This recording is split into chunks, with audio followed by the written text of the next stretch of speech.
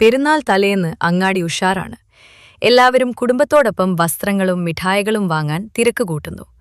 പഴക്കടയിൽ പെട്ടി ചുമക്കുന്നതിനിടയിൽ അബ്ദുല്ലാക്ക കണ്ടു. പ്രായം കുറഞ്ഞൊരു ബാപ്പ തന്റെ മകനെ തോളിലേറ്റു നടക്കുന്നത്. അത് കണ്ടപ്പോൾ അബ്ദുല്ലാക്കയുടെ നെഞ്ചിൽ ഒരു കൊള്ളിയാൻ മിന്നി. തന്റെ മകൾ മരിച്ചു. മരുമകൻ മറ്റൊരു ജീവിതം തേടിപ്പോയി.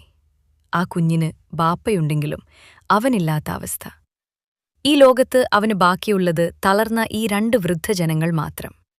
തന്റെ വിറയ്ക്കുന്ന കൈകൾ കൊണ്ട് അധ്വാനിച്ച പണം മുറുക്കെ പിടിച്ച് അബ്ദുല്ലാക്ക സ്വയം മന്ത്രിച്ചു. ആരുമില്ലെന്നെന്റെ മോൻ കരുതരുത്. ഉപ്പുപ്പ ഉണ്ടല്ലോ. വീട്ടിൽ ആയിഷ ബീവി ബിരിയാണി ചെമ്പ് അടുപ്പത്ത് വെച്ചിരിക്കുകയാണ്. മറ്റുള്ള വീടുകളിൽ വിരുന്നുകാരും ബന്ധുക്കളും നിറയുമ്പോൾ ഈ വീട് നിശബ്ദമാണ്.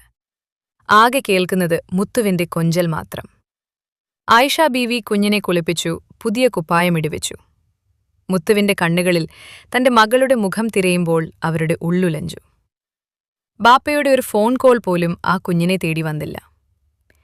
നിനക്കാരുമില്ലെന്ന് പടച്ചവൻ പോലും പറയില്ല മോനെ. അവർ അവന്റെ കവിളിൽ ഒരുമ്മ നൽകി കണ്ണിയു. പെരുന്നാൾ സദ്യ കഴിഞ്ഞ് അബ്ദുല്ലാക്ക ഉമ്മറത്ത് വന്നിരുന്നു. മുത്തു ഉപ്പുപ്പയുടെ മടിയിൽ കിടന്നുറങ്ങുകയാണ്. ആയിഷ ബീവി ചോദിച്ചു, ഇക്ക, നമുക്ക് ശേഷം ഈ കുഞ്ഞിനെ ആര് നോക്കും?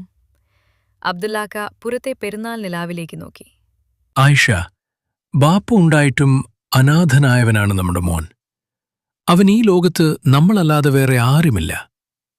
പക്ഷെ നീ പേടിക്കണ്ട, നമുക്ക് ശേഷം ഇവനെ നോക്കാൻ പടച്ചവൻ ആരെങ്കിലുമൊക്കെ കരുതി വെച്ചിട്ടുണ്ടാവും. ഇന്നിപ്പോൾ നമ്മുടെ സ്നേഹമല്ലേ അവന്റെ പെരുന്നാൾ. ആ വലിയ ലോകത്ത് ആരുമില്ലാത്ത ആ ചെറിയ കുഞ്ഞ് തന്നെ ജീവനേക്കാൾ സ്നേഹിക്കുന്ന ആ 2 വയോധികരുടെ നെഞ്ചിൽ സുരക്ഷിതനായി ഉറങ്ങി.